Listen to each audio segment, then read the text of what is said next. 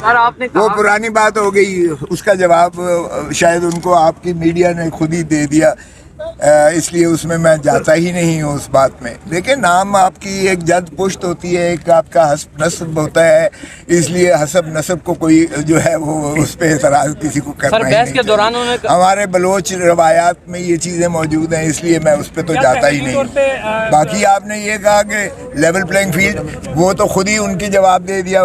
Justice مسرت ہلالی صاحبہ نے جواب دے دیا کہ وہ تو اندھوں کو بھی ساروں کو نظر آ رہا ہے کہ جو کچھ ہو رہا ہے اس میں، اور یہ انہوں نے رپورٹس میں لکھا ہے کہ کوئی حادثہ کوئی سانحہ ہوا ہی نہیں ہے. صرف اس سے بڑا جھوٹ یہ ملبہ جو تھا رپورٹس کا نہیں ہو سکتا کہ الیکشن کمیشن کو بھی کچھ نظر نہیں آ رہا ہے کہ کوئی گڑبڑ نہیں ہوئی ہے.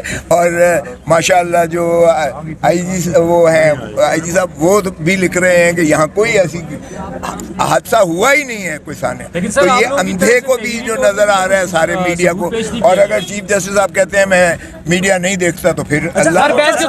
کہا کہ ہم الیکشن کمیشن کو یہاں پہ لے کے آ جائیں، اس بارے میں کیا کہیں گے؟ میں نے کہا کہ الیکشن کمیشن، میں نے کہا کہ اگر الیکشن کمیشن خود سہولت کار بنی ہوئی ہے، خود کمپلیسٹ ہے، تو پھر کیا سپریم کورٹ جو ہے وہ اپنے آئینی فریضے سے سبکدوش ہو جاتی ہے؟ یہ الیکشن کمیشن کے خلاف بھی ان افراد کے خلاف ایکشن لے سکتی ہے. تیاری نہیں تھی جو 3-4 دن مانگ رہی ہے آپ نے ثبوت پیش کرنے کے لیے؟ وہ بھائی آج انہوں نے ملبہ اتنا بڑا استعمال کیا، تیاری بالکل تھی، لیکن اس کا ترکی بہ ترکی جواب دینا تو ہے نا.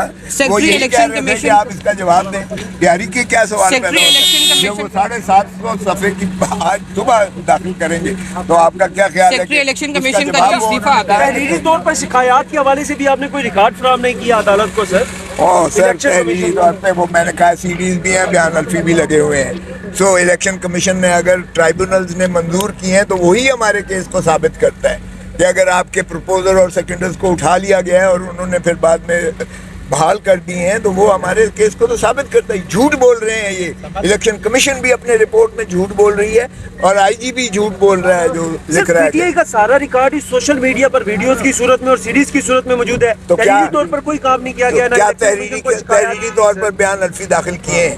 اگر آپ کو جو ہے یہ نظر نہیں آ رہا ہے، میڈیا کے اس پہ چینلز پہ نظر نہیں آ رہا ہے کہ کس طرح عورتوں کو اٹھایا جا رہا ہے، کس طرح امیدواروں کو رف اپ کیا جا رہا ہے، کس طرح پروپوزر سیکنڈر کو جو ہے گرفتار کیا جا رہا ہے، کس طرح سارے ریٹرننگ آفیسرز کے دفتروں کا محاصرہ کر کے ان کو بھی ایک قسم کا رسائی ناممکن بنائی ہوئی ہے، اگر آپ کو سارا کچھ یہ نظر نہیں آتا ہے تو پھر اللہ خان کا آرٹیکل کس نے لکھا تھا؟ کوسا صاحب اکانومسٹ کو خان کا آرٹیکل کس نے دیا تھا جیل کے اندر؟ کیا بتائیں تحریری کیا لکھا ہے بھائی تحریری طور پر؟ آپ بتائیں. یہ کیمرے کی آنکھ سے زیادہ کوئی چیز ہوتی ہے؟ اکانومسٹ کو خان صاحب کا آرٹیکل کس نے لکھ کے دیا تھا؟ بلاول بھٹو صاحب بڑی گرم جوشی سے آپ سے ملے ہیں، کیا کہیں گے؟ ان کی بہنیں بھی ساتھ تھیں یہاں پر، کب سے ملاقات ہوئی ہے؟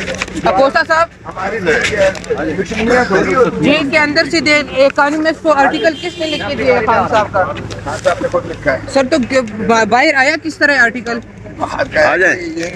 جو بھٹو صاحب کی کتاب کیسے چھپی تھی، بھٹو صاحب نے بھی لکھا تھا، سارے لکھتے ہیں. اور وہ اگر آپ دیکھیں تو اسیری کے دنوں میں جو ان کو وقت ملتا ہے اس میں بہت بڑی چیزیں لکھی جاتی ہیں اور وہ تاریخی جو ہے ورثہ بن جاتا ہے. Okay sir. نعیم صاحب